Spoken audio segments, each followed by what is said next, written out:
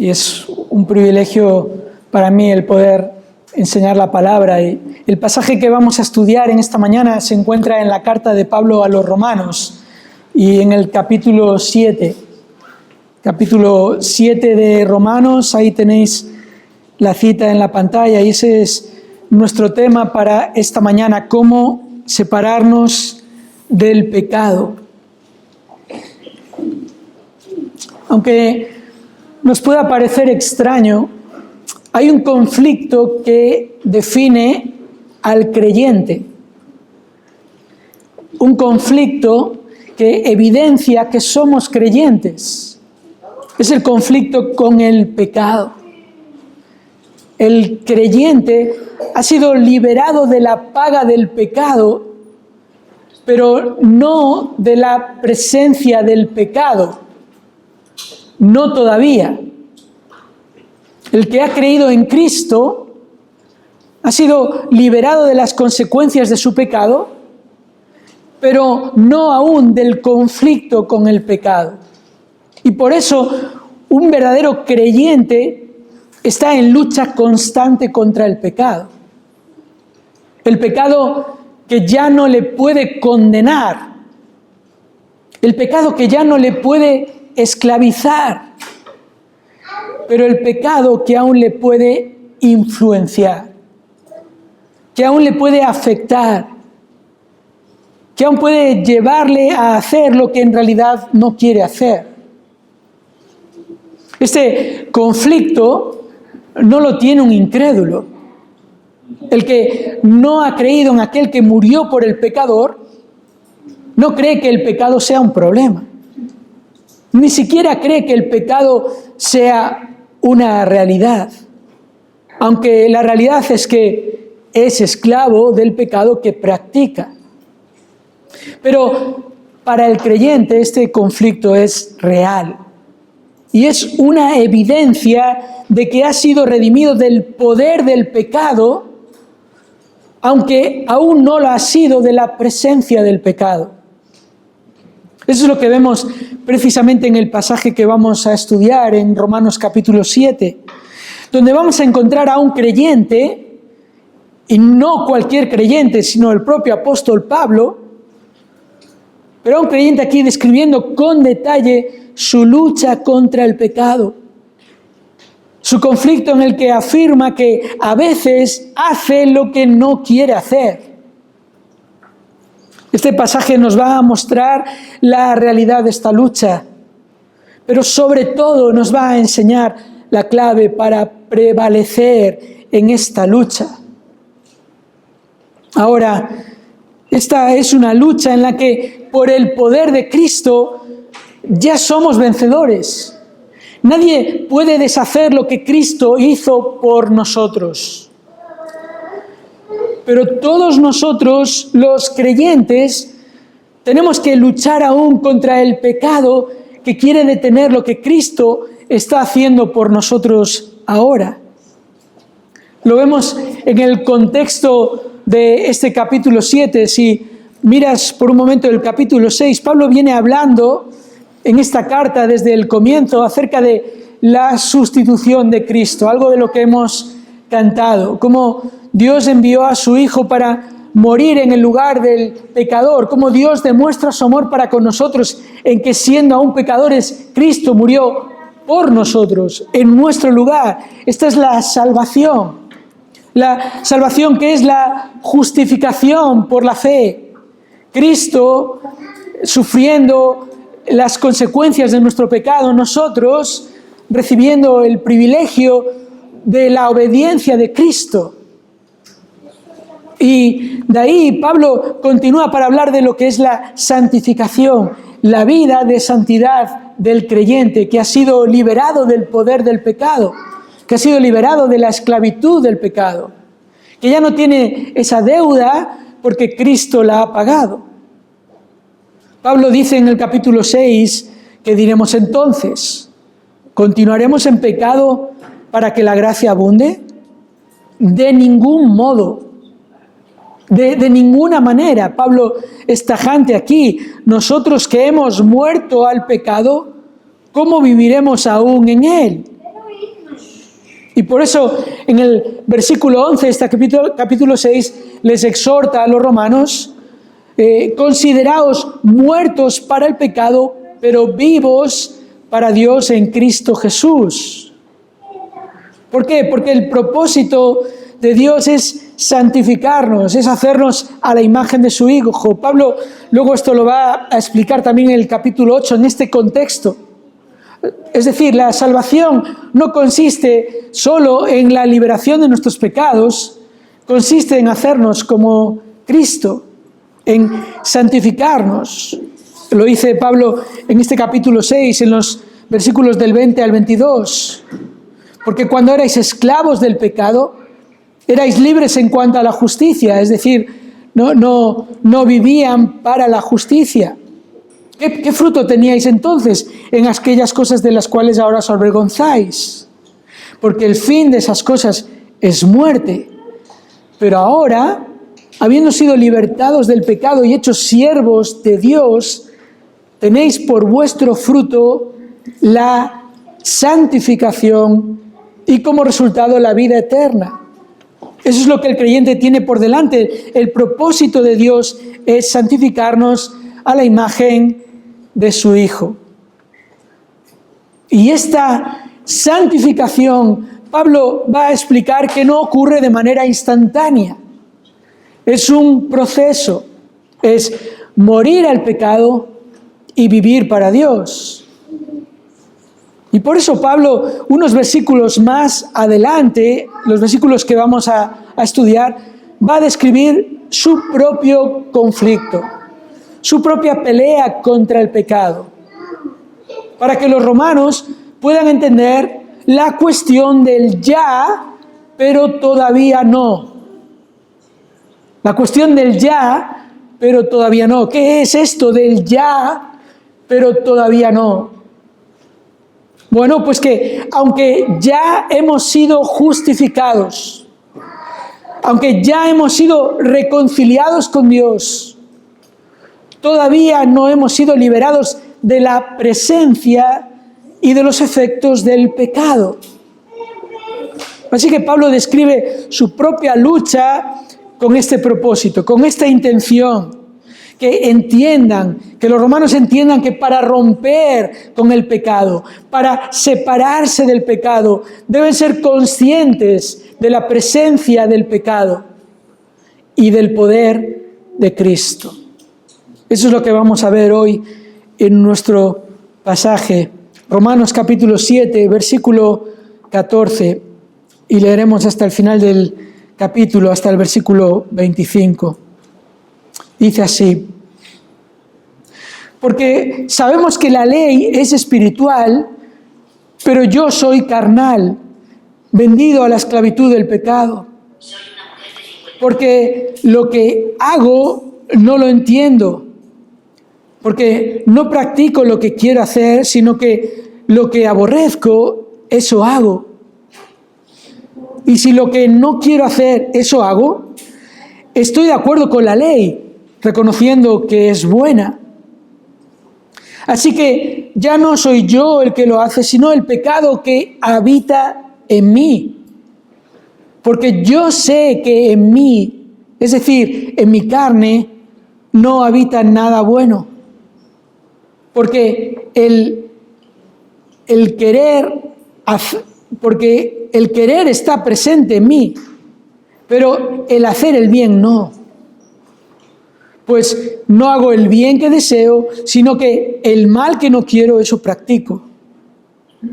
Y si lo que no quiero hacer, eso hago, ya no soy yo el que lo hace, sino el pecado que habita en mí.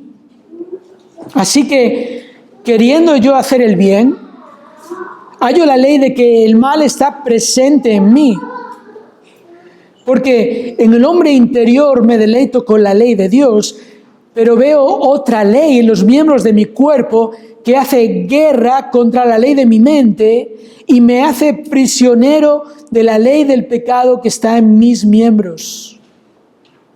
Miserable de mí, ¿quién me libertará de este cuerpo de muerte? Gracias a Dios por Jesucristo, Señor nuestro. Así que yo mismo, por un lado, con la mente sirvo a la ley de Dios, pero por el otro, con la carne, a la ley del pecado. ¿Qué nos enseña esta sección de la carta de Pablo a los romanos? Que aunque el creyente ha sido liberado de la esclavitud permanente del pecado, aún está en una lucha permanente contra el pecado. Pero está en esta lucha, el creyente está en esta lucha convencido de que el poder del pecado ya no es preeminente en su vida y centrado en fortalecer su mente con la verdad de Cristo para mantenerse firme ante la presencia del pecado. Lo voy a repetir, el creyente está en esta lucha convencido de que el poder del pecado ya no es preeminente en su vida y centrado en fortalecer su mente con la verdad de Cristo para mantenerse firme ante la presencia del pecado. Ahora, hay cierto debate en torno a este pasaje porque algunos piensan que Pablo aquí está describiendo un momento de su vida anterior a su conversión. Que Pablo habla de cuando luchaba contra el pecado como incrédulo. Y los que piensan así se basan sobre todo en los versículos 14, 18 y 24, porque leímos ahí en el 14 que Pablo dice, pero yo soy carnal, vendido a la esclavitud del pecado. O en el versículo 18, yo sé que en mí, es decir, en mi carne no habita nada bueno.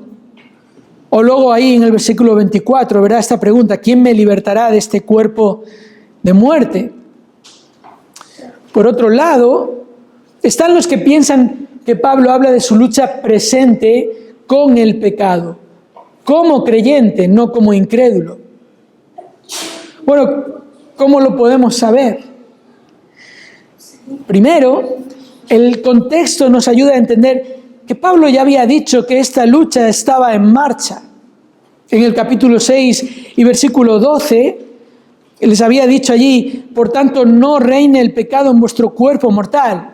Le está hablando a los creyentes que ahora no reine en vuestro cuerpo mortal el pecado para que no obedezcáis sus lujurias, ni presentéis los miembros de vuestro cuerpo al pecado como instrumentos de iniquidad, sino presentaos vosotros mismos a Dios como vivos de entre los muertos.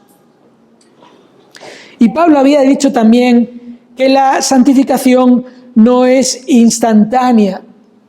El versículo 19 del capítulo 6 les dice, hablo en términos humanos, por causa de la debilidad de vuestra carne, porque de la manera que presentasteis vuestros miembros como esclavos a la impureza y a la iniquidad, para iniquidad, así ahora presentad vuestros miembros como esclavos a la justicia para santificación. Pablo había explicado que esta es una lucha del creyente y que la santificación no es algo que ocurre de manera instantánea, sino de manera progresiva.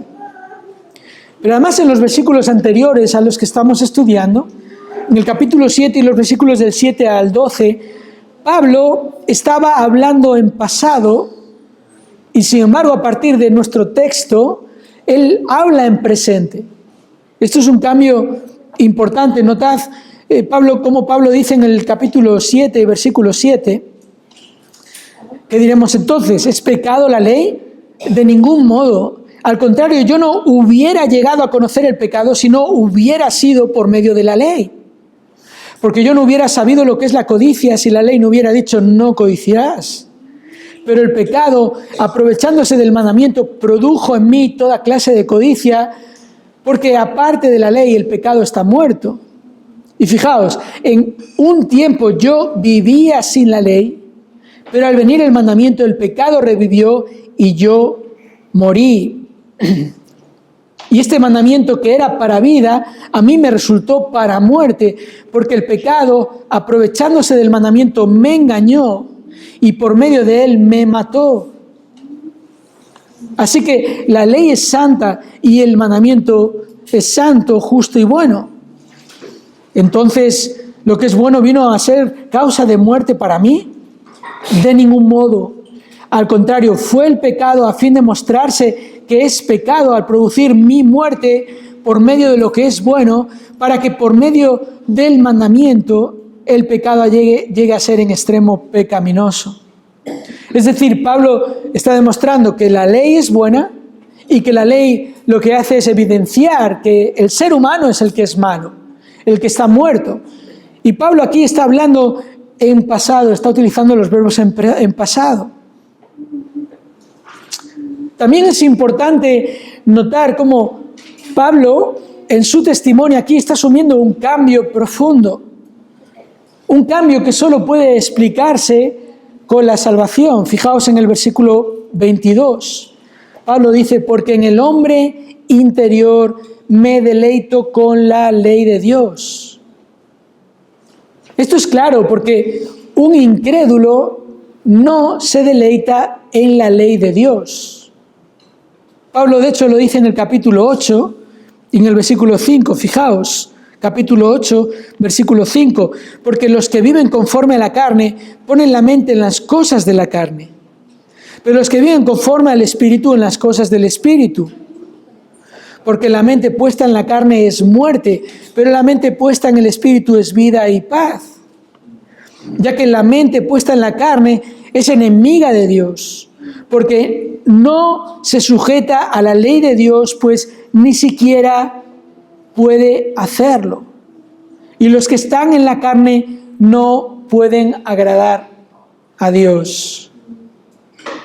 Así que, notáis, Pablo está siendo muy claro en esto. Él no está hablando como incrédulo, pero él está hablando de la lucha. Lo que es evidente aquí es la lucha, el conflicto. Fíjate otra vez, versículo 15.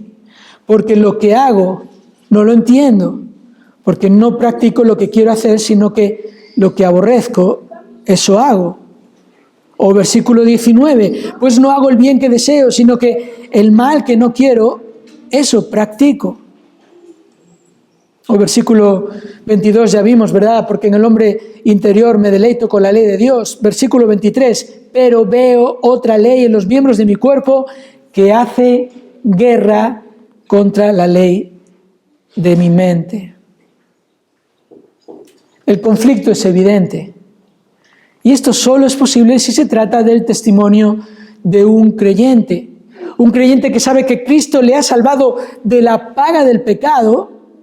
Así es como termina Pablo el capítulo 6, pero todavía no de la presencia del pecado, y este es el testimonio en el capítulo 7. Entonces la pregunta que surge es, ¿por qué Pablo describe este conflicto? ¿Cuál es el beneficio de mostrar su debilidad? Porque está claro que a veces no hace lo que debe hacer, y aunque desea hacer el bien, a veces hace lo contrario. ¿Es Pablo entonces un creyente débil? ¿Es Pablo un creyente inmaduro? Más bien, todo lo contrario. Porque lo cierto es que cuanto más crecemos en nuestro conocimiento de Dios, más conscientes somos de la realidad del pecado. Así lo explicó el pastor John MacArthur. Él dijo, un creyente percibe su propia pecaminosidad en proporción directa a la claridad con la que ve la santidad de Dios y la perfección de su ley. Quizás te puede sorprender, pero no es que Pablo sigue pecando como si nada, o que está pecando más que cuando conoció a Cristo.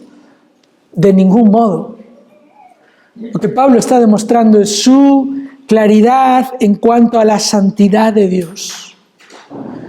Y Pablo lo comparte para que los romanos y para que todos los creyentes sepamos que la clave para separarnos del pecado es ser conscientes precisamente de la presencia del pecado y del poder de Cristo. ¿Cómo podemos llegar a prevalecer en esta lucha? ¿Cómo podemos vencer ante el pecado que nos asedia? ¿Cuáles son las claves para separarnos más y más del pecado? ¿Cómo nos separamos del pecado? Este pasaje nos lo muestra primero, con la primera clave, que es siendo conscientes de la presencia del pecado. ¿Cómo nos separamos del pecado? Primero, siendo conscientes de la presencia del pecado, en los versículos del 14 al 20. Ser consciente es la capacidad de una persona de darse cuenta de lo que le rodea. Tú eres consciente de dónde estás ahora. Eres consciente de a qué has venido aquí, o espero que lo seas, más o menos consciente. Y eres consciente de la importancia de un momento como este en el que podemos estudiar la palabra de Dios, conocer la voluntad de Dios. Ser consciente es esa capacidad de darte cuenta de tus propias acciones y de las consecuencias de tus acciones. Lo contrario de ser consciente sería una falta de conocimiento y de percepción de la realidad. De manera que en este caso, en nuestro texto, sería la falta de conocimiento acerca del pecado y sus consecuencias. La falta de comprensión de lo que Cristo ha hecho por nosotros en cuanto al pecado y en cuanto al poder del pecado. Lo contrario a lo que Pablo está describiendo en estos versículos, en los que él demuestra que es muy consciente de que el pecado aún habita en él. Fíjate, versículos del 14 al 17. Pablo dice, porque sabemos que la ley es espiritual, pero yo soy carnal, vendido a la esclavitud del pecado, porque lo que hago no lo entiendo. Porque no practico lo que quiero hacer, sino que lo que aborrezco, eso hago. Y si lo que no quiero hacer, eso hago, estoy de acuerdo con la ley, ¿verdad? La ley espiritual, estoy de acuerdo con la ley reconociendo que es buena. Así que ya no soy yo el que lo hace, sino el pecado que habita en mí.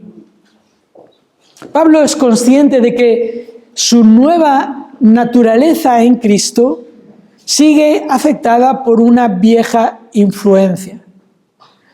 Esto lo sabemos por lo que Pablo dice aquí cuando habla de la ley espiritual, pero yo soy carnal. Lo que Pablo está diciendo es que la ley espiritual refleja el carácter de Dios. Y la ley carnal refleja el carácter del ser humano.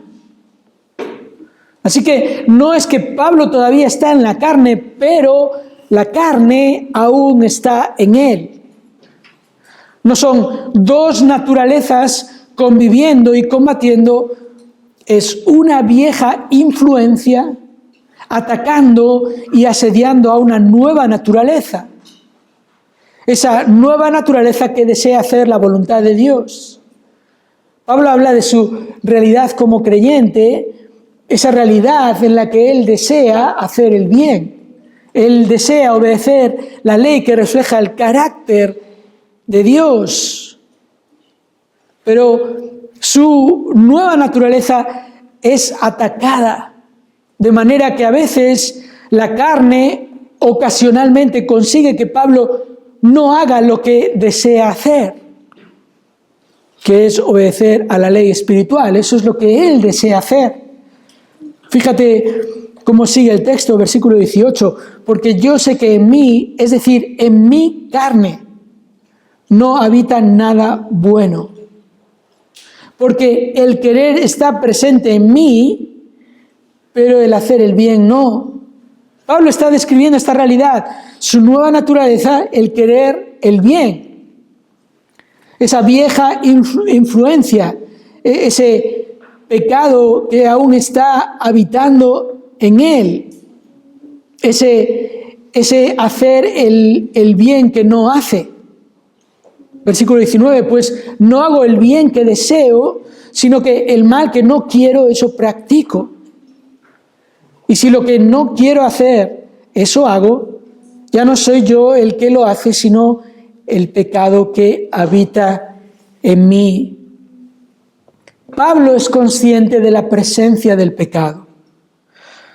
Pablo no está excusando su pecado, pero sí está manifestando esta realidad espiritual del creyente, una lucha entre lo que produce la nueva vida en Cristo y lo que pretende la vieja vida.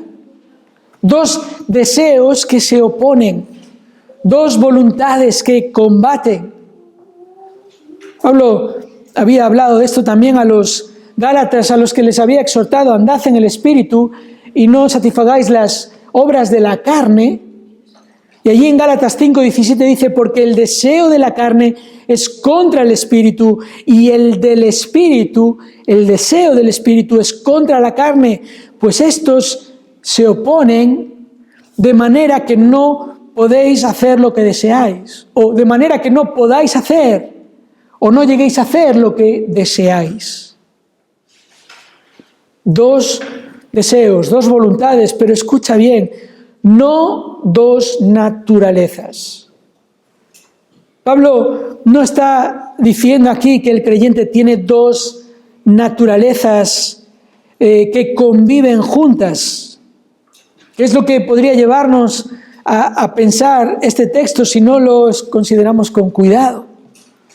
Pero recordad que Pablo ya había dicho en el capítulo anterior que el viejo hombre había sido crucificado con Cristo. Pablo habla de una manera muy clara, capítulo 6, versículo 6, sabiendo esto, que nuestro viejo hombre fue crucificado con él, con Cristo, para que nuestro cuerpo de pecado fuera destruido, a fin de que ya no seamos esclavos del pecado. Así que esta es la realidad. El creyente tiene una nueva naturaleza en Cristo, pero aún sigue asediado por esa vieja influencia. Lo que Pablo aquí está describiendo como la ley de la carne, o como en Gálatas describe como el deseo de la carne. De alguna manera, el apóstol muestra que los restos del viejo hombre siguen ejerciendo una influencia sobre el nuevo hombre. Y esto es así porque Dios, cuando nos salva, todavía no transforma nuestros cuerpos. Cuerpos que, como Pablo explica en su primera carta a los Corintios, son corruptos, están profundamente afectados por el pecado, a tal punto que la única solución es transformarlos. Y Dios hará esto finalmente. Fijaos en este pasaje, porque creo que es un pasaje precioso que merece la pena leer. 1 Corintios capítulo 15 y versículo 50. 1 Corintios capítulo 15 y versículo 50 dice así: y esto digo, hermanos, que la carne y la sangre no pueden heredar el reino de Dios. Y esto es una referencia a nuestros cuerpos físicos, carne y sangre. No están preparados estos cuerpos para heredar el reino de Dios. Dice más, ni lo que se corrompe hereda lo incorruptible, es decir, nuestro cuerpo se corrompe, y esto lo podemos ver no solo en el sentido de la lucha contra el pecado, sino físicamente. Yo esta semana fui al médico y me midieron. Hace mucho tiempo que no me medían y no sé cómo, pero he perdido 3 centímetros. No me lo podía creer, pero es una realidad. En un sentido, el cuerpo va decayendo. Este cuerpo se corrompe y no puede heredar lo incorruptible. Pablo continúa diciendo, versículo 51, he aquí os digo un misterio, no todos dormiremos, y ahí es una referencia a morir en Cristo, dormiremos, pero todos seremos transformados en un momento, en un abrir y cerrar de ojos, a la trompeta final. Pues la trompeta sonará y los muertos resucitarán incorruptibles y nosotros seremos transformados. Es decir, la santificación espiritual del creyente la santificación de nuestro ser interior es algo progresivo, no instantáneo, pero la santificación de nuestros cuerpos será algo instantáneo, en un abrir y cerrar de ojos. Seremos transformados. Versículo 53, fijaos cómo Pablo dice, porque es necesario que esto corruptible se vista de incorrupción y esto mortal se vista de inmortalidad. Pero cuando esto corruptible se haya vestido de incorrupción y esto mortal se haya vestido de inmortalidad, entonces se cumplirá la palabra que está escrita, devorada ha sido la muerte en victoria. ¿Dónde está, oh muerte, tu victoria? ¿Dónde, oh sepulcro, tu aguijón? El aguijón de la muerte es el pecado y el poder del pecado es la ley. Pero a Dios gracias que nos da la victoria por medio de nuestro Señor Jesucristo. Y esto es lo que sabemos, Pablo dice aquí. Estamos en esta lucha, pero sabemos que el pecado ya no nos puede dominar. Sabemos que el pecado no nos puede esclavizar, que ya no vamos a poder ser condenados, como Pablo va a decir a continuación en el capítulo 8. Y de hecho este capítulo 8 de Romanos va a ser una explicación maravillosa de esta seguridad de salvación del creyente. Pero Pablo sabe que es fundamental que el creyente sea consciente de la presencia aún del pecado, de la lucha, esta lucha contra la carne. Así que esta es la primera clave para separarnos cada vez más del pecado, ser plenamente conscientes de su presencia. Es llegar a entender que el pecado ya no me define, aunque trate de invadirme. Mi carne, esa vieja influencia, es propensa al pecado. A ver, ¿alguna vez habéis escuchado la expresión la cabra tira al monte? Sí, ¿verdad? Aunque la cabra sea domesticada, su hábito y tendencia será ir hacia el monte. Bueno, esa es la idea. Nuestra carne tira al monte. Nuestra carne tiende a inclinarse hacia el pecado, a los viejos hábitos que antes nos caracterizaban. Y ser conscientes de esta influencia, de la presencia del pecado, nos lleva a la segunda clave para separarnos del pecado. Pablo no ha terminado aquí en su descripción de su propia lucha contra el pecado. ¿Cómo separarnos del pecado? Bueno, primero siendo conscientes de la presencia del pecado, pero segundo, versículos del 21 al 25, segundo, siendo conscientes del poder de Cristo. Siendo conscientes del poder de Cristo. Y Pablo continúa con su descripción, ahora utilizando un juego de palabras con el término ley. Fijaos en los versículos del 21 al 23. Fijaos cómo varias veces se va a repetir esta palabra ley. Dice así que, queriendo yo hacer el bien, hallo la ley de que el mal está presente en mí. Porque en el hombre interior me deleito con la ley de Dios, pero veo otra ley en los miembros de mi cuerpo que hace guerra contra la ley de mi mente y me hace prisionero de la ley del pecado que está en mis miembros. Ahora, este es el juego de palabras. Pablo ya había utilizado la palabra ley anteriormente, aunque en ese caso se estaba refiriendo a la ley de Dios, la ley espiritual. Pero esta palabra ley puede significar también principio, reglamento o incluso influencia. Y notad que es su nueva naturaleza en Cristo la que le lleva a darse cuenta de que en él aún está esta vieja influencia. Fijaos, en el versículo 22 dice, porque en el hombre interior me deleito con la ley de Dios. O podría traducirse allí, conforme a la ley de Dios. Pablo claramente está hablando como un creyente aquí. Su deleite es seguir la verdad, seguir la influencia de la verdad de Dios. Pero hay otra influencia, ¿verdad?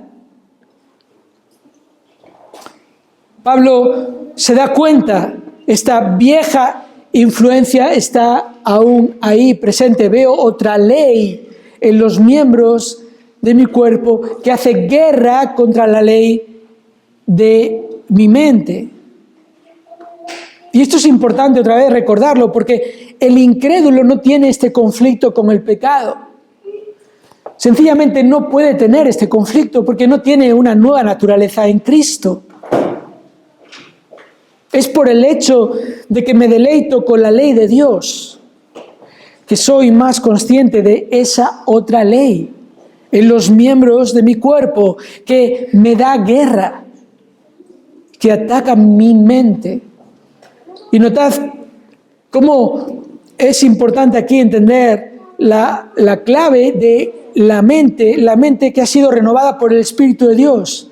Pablo compara la ley de Dios con la ley de mi mente, dice. Esta es la realidad, esta es la diferencia. Mi mente ha sido transformada, ha sido renovada.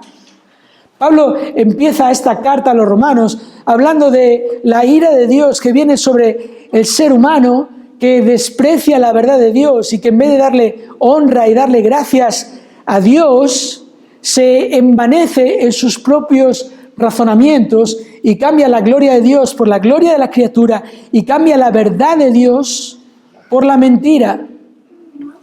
Para luego llegar al capítulo 12 y en conclusión a toda esta explicación maravillosa del poder del Evangelio, para decirles que su mente ha sido renovada y que por tanto no os conforméis a este siglo, a la manera de pensar de este mundo, de los que no tienen a Cristo. Así que ya no tengo una mente que pueda ser esclavizada por el pecado. Y esto por el poder de Cristo, por la gracia de Dios y por el poder de Cristo, por la obra soberana del Espíritu Santo de Dios en mi vida. Tengo una mente que no puede ser esclavizada por el pecado, pero aún tengo un cuerpo que quiere hacer mi mente prisionera. ¿Verdad? Versículo 3, veo otra ley en los miembros de mi cuerpo que hace guerra contra la ley de mi mente y me hace prisionero de la ley del pecado que está en mis miembros. ¿Entiendes esto? Pablo dice, cuando peco, cuando cedo a la tentación, ahí es donde esa vieja influencia aprisiona mi mente que ha sido renovada, que ha sido transformada. La tentación siempre apela a los sentidos. La victoria siempre está en la mente. Y esto ocurrió así desde el principio, con la primera tentación de la historia y con el primer pecado de la historia. Satanás, el engañador, tentó a Eva, la engañó para que no pensase bien en lo que Dios había dicho claramente, lo que Dios había hablado, y la hizo poner sus ojos, sus sentidos en el árbol, y ella lo codició. La tentación siempre apela a los sentidos. La victoria siempre está en la mente. ¿Y qué es lo que está en la mente de Pablo? De acuerdo a nuestro pasaje, ¿qué es lo que está en la mente de Pablo? ¿Cómo termina Pablo? Versículos 24 y 25. Miserable de mí, ¿quién me libertará de este cuerpo de muerte? Gracias a Dios por Jesucristo, Señor nuestro. El poder de Cristo es lo que está en la mente de Pablo. Pablo no es solo consciente de la presencia del pecado en su vida, Pablo, sobre todo, es consciente del poder de Cristo en su vida. Puedes notar aquí la intensidad de esta lucha que el apóstol describe, ¿quién me libertará de este cuerpo de muerte? Miserable de mí. La vida de fe no es fácil. La lucha contra el pecado no es fácil, porque a la lucha contra el príncipe de este mundo, que ejerce su influencia sobre la manera de pensar del mundo, se une también la lucha contra mi propio cuerpo, contra la carne. Existe una tradición que cuenta que en cierta tribu, cuando alguien asesinaba a alguien, el cadáver de la víctima se ataba al cuerpo del asesino con el propósito de que la descomposición del cadáver infectara lentamente el cuerpo del asesino. Esta es una macabra ilustración, lo reconozco. Pero en cierto sentido se acerca a lo que un creyente que comprende la santidad de Dios y que ha crecido en obediencia a Dios podría llegar a sentir cuando cae en la tentación de la ley de su cuerpo. ¡Ah, miserable de mí! Este cuerpo otra vez. Este cuerpo que tira al monte. Este cuerpo que me influencia para que no haga lo que quiero hacer y haga lo que no quiero hacer.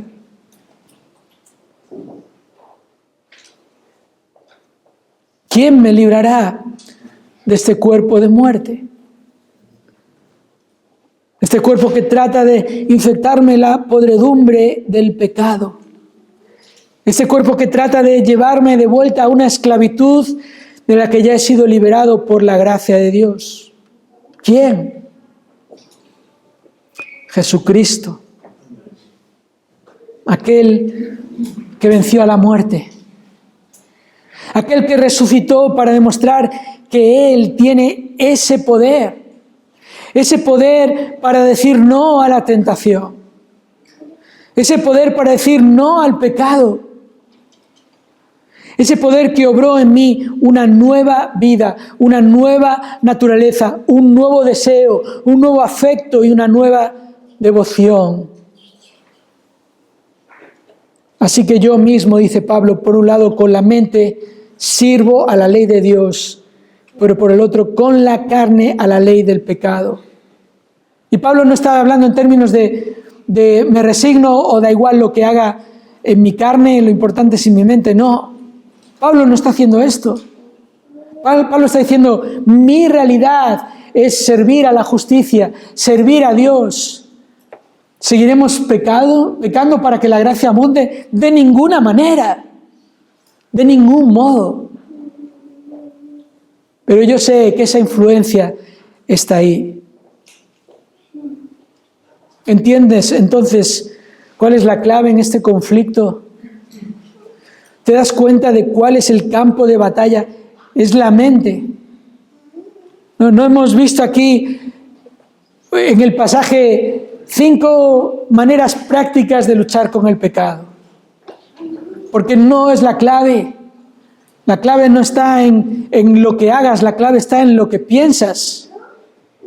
En llenar tu mente más y más de la ley de Dios, en conocer más profundamente la santidad de Dios, que va a hacerte cada vez más consciente de este cuerpo de muerte, que va a hacer que cada vez clames más, Señor, ¿cuándo vas a transformar este cuerpo? Eso es lo que anhelo. Se trata de ser conscientes de la presencia del pecado y del poder de Cristo. El Cristo que finalmente nos librará de este cuerpo de muerte. Porque aquel que ya nos ha librado de la muerte espiritual, de la ira de Dios y de la esclavitud del pecado, al final también nos transformará para disfrutar la eternidad con un cuerpo que ya no será infectado ni afectado por el pecado. Pablo escribe a los filipenses: nuestra ciudadanía está en los cielos, de donde también ansiosamente esperamos a un Salvador, el Señor Jesucristo, el cual transformará el cuerpo de nuestro estado de humillación en conformidad al cuerpo de su gloria, por el ejercicio del poder que tiene aún para sujetar todas las cosas a sí mismo. Filipenses capítulo 3 y versículos 20 y 21. Cristo tiene este poder, y este poder que un día se manifestará en la transformación de nuestros cuerpos, este poder está en nosotros, ayudándonos a prevalecer en esta lucha, a decir no a la tentación, a no dejarnos engañar por el engañador, a no conformarnos a la manera de pensar este mundo, porque nuestra mente no está ya entenebrecida. Nuestra mente ha sido regenerada, renovada por el Espíritu de Dios. El que ya transformó nuestra mente es el que también transformará nuestro cuerpo. ¿Crees esto? Creyente que luchas contra el pecado, como yo que lucho contra el pecado, cada día, cada semana. Esta es nuestra confianza, esta es nuestra esperanza. Cristo, el que nos librará de este cuerpo de muerte, ya nos ha librado de esa esclavitud del pecado. Ahora, si estás aquí en esta mañana y no has creído en Cristo, igual te has estado preguntando esta mañana, lo que hemos estado viendo, ¿qué es esta lucha? ¿Qué es este conflicto? Igual a veces te sientes mal por ciertas cosas que haces. Igual te sientes mal porque alguien se ha dado cuenta de eso que has hecho. Pero la cuestión es si te sientes mal porque has visto la santidad de Dios en Cristo, el que vivió una vida perfecta sin pecado, y por eso te arrepientes de ese pecado. O si por el contrario simplemente es que no te sentó bien. Si estás aquí en esta mañana y no has creído en aquel que murió en la cruz del pecado, en la cruz del Calvario por nuestro pecado, si no crees en aquel que tomó el lugar del pecador en la cruz, si no crees en aquel que resucitó al tercer día para demostrar que él no había pecado y que la muerte no le puede contener, si no has creído en él, no tienes este conflicto con el pecado, pero tienes un conflicto mucho peor. Es un conflicto con Dios. La Biblia declara que eres enemigo de Dios. Y la gran noticia, una vez más, lo que llevamos recordando desde el comienzo de esta reunión, es que hay esperanza. Es que Cristo envió a su Hijo para reconciliarnos con Él. Y todo aquel que cree en Cristo es unido a Cristo y liberado de la esclavitud del pecado y liberado de las consecuencias del pecado y esperando a ese día en el que también seremos liberados de la presencia y del poder del pecado. Pero hasta ese día sigamos confiando en el poder de Cristo. Vamos a terminar con una oración y luego cantaremos una canción más. Padre, gracias por tu palabra. Gracias, Señor, por ayudarnos a entender esta lucha, este conflicto, esta realidad del pecado que nos asedia y no es personas a nuestro alrededor, es esta vieja influencia del pecado. Ayúdanos, Señor, para aferrarnos al poder que está en Cristo, que obra en nosotros. Ayúdanos, Señor, a ser humildes, a reconocer nuestra necesidad de ti, de tu palabra, de tu ley, Ayúdanos a ser conscientes, Señor, de que hasta que llegue ese día en el que seremos transformados para la eternidad, esta lucha sigue, este conflicto está ahí. Un conflicto que evidencia que somos tus hijos, pero un conflicto que nos recuerda también que necesitamos acercarnos más y más a ti y separarnos más y más del pecado. Ayúdanos, Señor, por medio de ser conscientes del poder de Cristo. Y a Él sea la gloria en la Iglesia y para siempre. Lo pedimos en el nombre de Cristo. Amén.